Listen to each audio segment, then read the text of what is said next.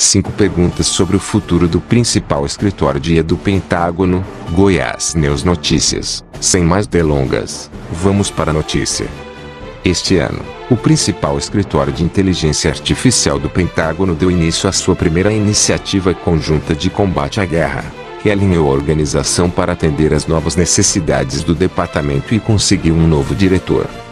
Se o projeto de lei de política de defesa fiscal de 2021, conhecido como Ato de Autorização de Defesa Nacional, for sancionado, o Centro Conjunto de Inteligência Artificial do Departamento ganhará autoridade de aquisição, um conselho consultivo e se reportará ao vice-secretário de Defesa, elevando o JAIC na hierarquia do Pentágono. No próximo ano, o JAIC continuará a alcançar componentes em todo o departamento para acelerar a adoção de inteligência artificial em toda a empresa.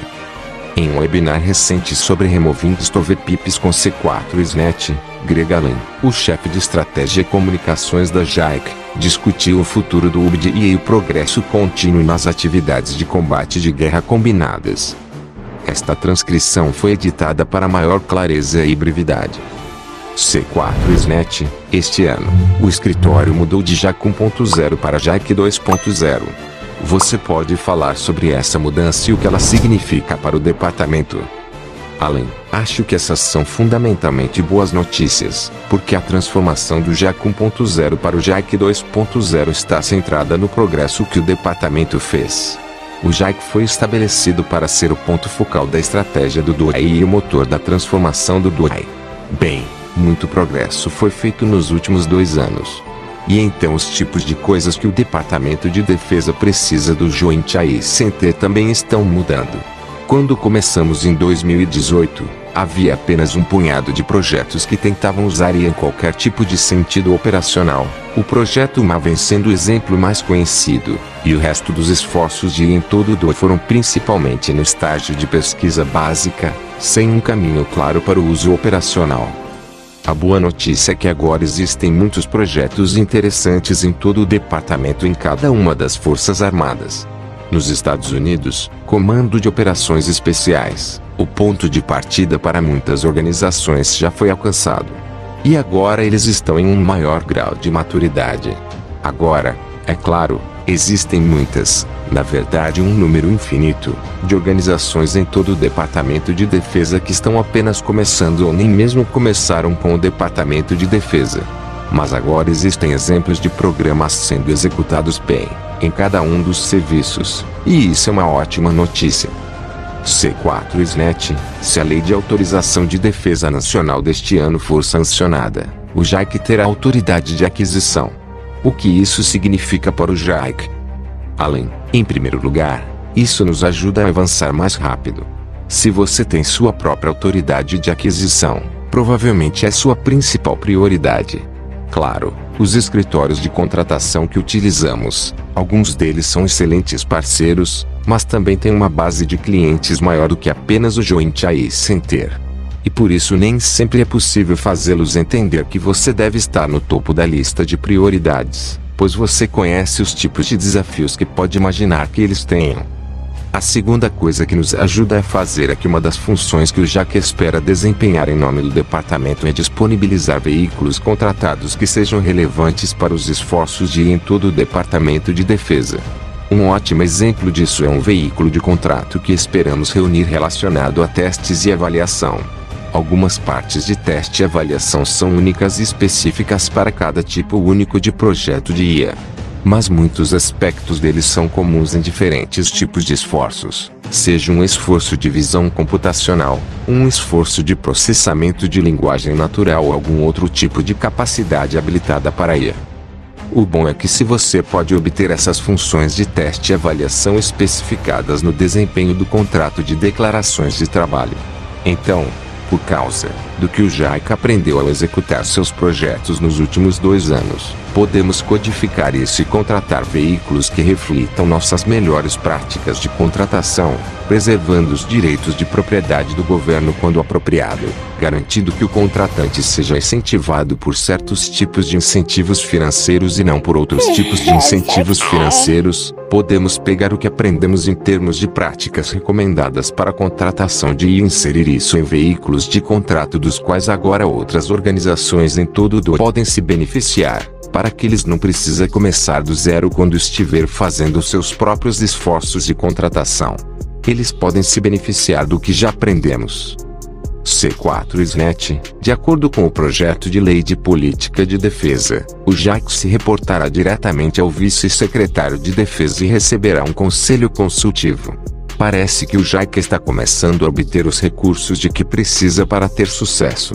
2021 é visto como um grande ano internamente.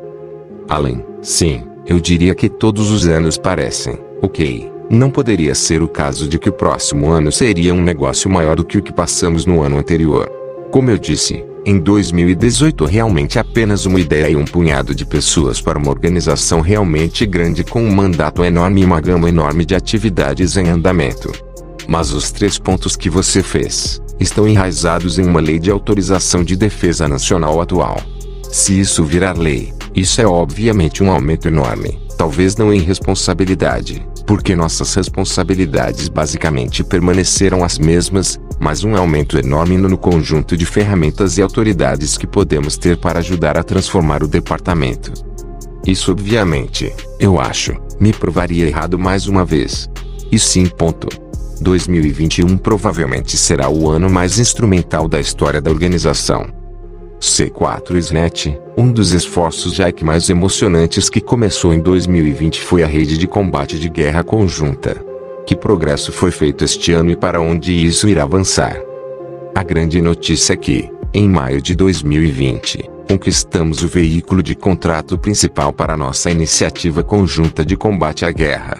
E esse esforço, que tem um valor máximo de uns 800 milhões de dólares, nos permite uma grande flexibilidade na execução da carteira de projetos sob a iniciativa de combate conjunto. Ponto. Existem outros esforços em andamento, além de apenas automatizar e tornar o ISR mais autônomo. Há outros esforços em andamento em torno do comando e controle conjunto de todos os domínios.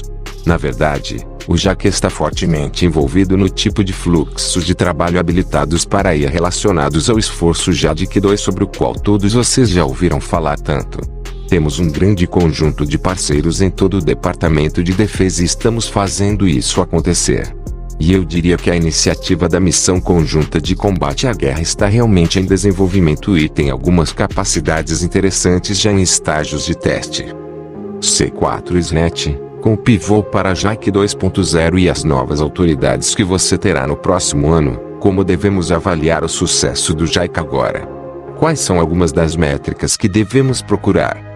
Além, bem, acho que as métricas para programas individuais podem parecer um pouco diferentes das métricas e da organização como um todo. Vou começar falando sobre algumas das métricas para os programas. Em nosso esforço de manutenção preditiva, uma das coisas que tentamos e observamos é o tempo de atividade da aeronave. Porque se as aeronaves estão sendo seladas, gastando metade de sua vida útil em depósitos de manutenção, bem, isso é muito lamentável. Se você pode reduzir esse tempo, é o tipo de equivalente funcional de comprar uma nova aeronave. Portanto, nesse caso, uma métrica-chave para esse programa pode ser: isso realmente aumenta o tempo de atividade da aeronave? Em outras partes de nossos programas, que são dedicados ao desempenho financeiro do Departamento de Defesa e à gestão financeira do DoD, pode realmente ser uma espécie de economia de $1, ou ganho de tempo e produtividade do funcionário. Mas para o JAIC como um todo, nosso objetivo é impulsionar a transformação em todo o Departamento de Defesa, o que é, obviamente, um mandato extraordinário.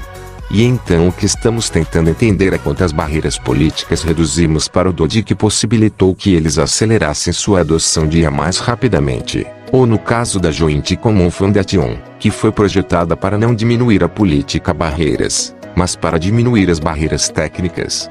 Pode ser algo como a adoção do usuário, quantas pessoas estão realmente usando o JCF e quantos programas têm suas atividades de desenvolvimento primárias.